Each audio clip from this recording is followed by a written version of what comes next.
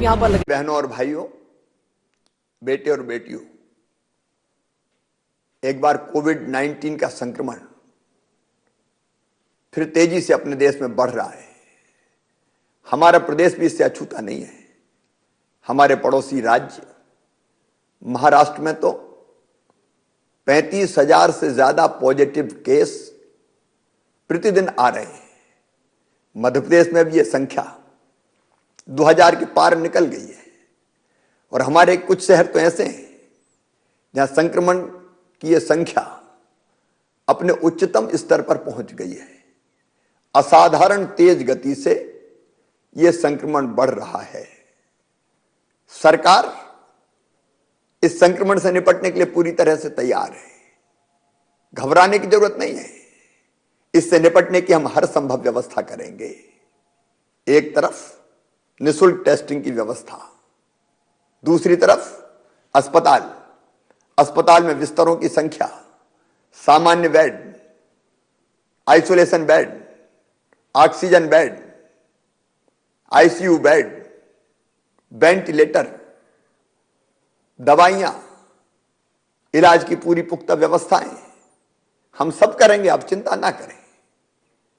लेकिन वहीं दूसरी तरफ गरीबों को दिक्कत ना हो, इसलिए सरकारी अस्पतालों के साथ साथ हमने आयुष्मान भारत योजना के अंतर्गत आने वाले निजी अस्पतालों में भी गरीबों के निःशुल्क इलाज की व्यवस्था की है। अनुबंधित निजी अस्पतालों में भी गरीबों के निःशुल्क उपचार की व्यवस्था की जाएगी। और जो भाई बहन निजी अस्पतालों में इलाज करवा रहे हैं, उनके लिए भी फीस की सीमाएं हमने तय की है। स्थानीय प्रशासन को यह निर्देश है कि उससे ज्यादा इलाज का शुल्क वसूला ना जा सके। बहनों और भाइयों, वैक्सीनेशन इस संकट से निपटने का प्रभावी उपाय है। प्रधानमंत्री जी के नेतृत्व में हम टीकाकरण का काम भी पूरी गति से कर रहे हैं। अब तक 31 लाख लोगों को टीका लगाया जा चुका है।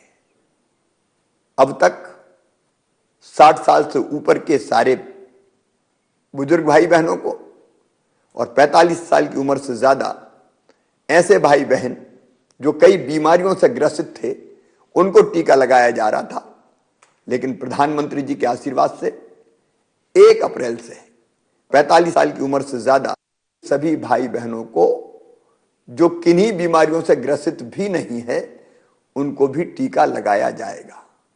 मेरी आपसे अपील है कि आप इस संक्रमण से अपने आप को बचाने के लिए टीके जरूर लगवाएं और लगवाने के लिए बाकी लोगों को भी प्रेरित करें।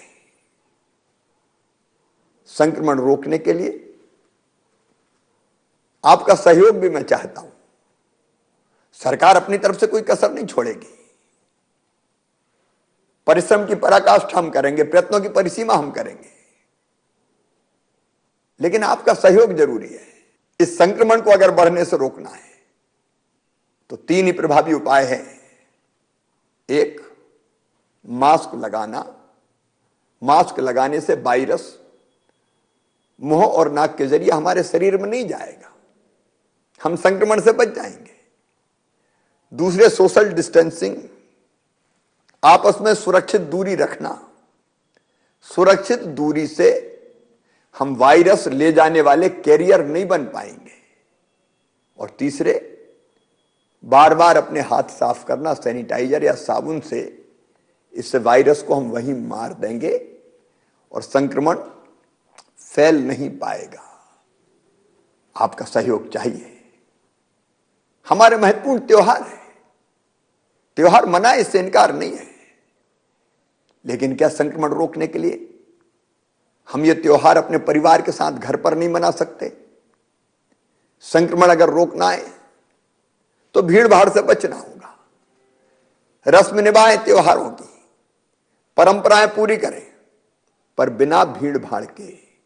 अगर परंपरा का निर्वाह जरूरी है तो स्थानीय प्रशासन की अनुमति लेके बिना भीड़ के प्रतीकात्मक रूप से परंपरा का निर्वाह कर लें। इससे परंपरा का निर्वाह भी हो जाएगा और संक्रमण से भी हम बच जाएंगे। याद रखिए, अगर लापरवाही की तो संक्रमण बढ़ेगा और प्रदेश संकट में फंसेगा। और इसलिए हम सबको मिलकर यह उपाय करना है, अपने लिए, अपनों की जान बचाने के लिए, संक्रमण को रोकने के लिए। आप सब कोविड-19 के हर गाइडलाइन का पालन करें। आपके जिले के क्राइसिस मैनेजमेंट ग्रुप ने इससे निपटने के लिए जो गाइडलाइन बनाई है, जो निर्देश दिए हैं, उनका पूरी तरह से आप पालन करें। मुझे विश्वास है कि संक्रमण से निपटने के लिए, इस बीमारी से निपटने के लिए आपका हर संभव सहयोग मिलेगा। कोरोना हारेगा, मध्य प्रदेश जीतेगा। बहुत बहुत धन्यवाद।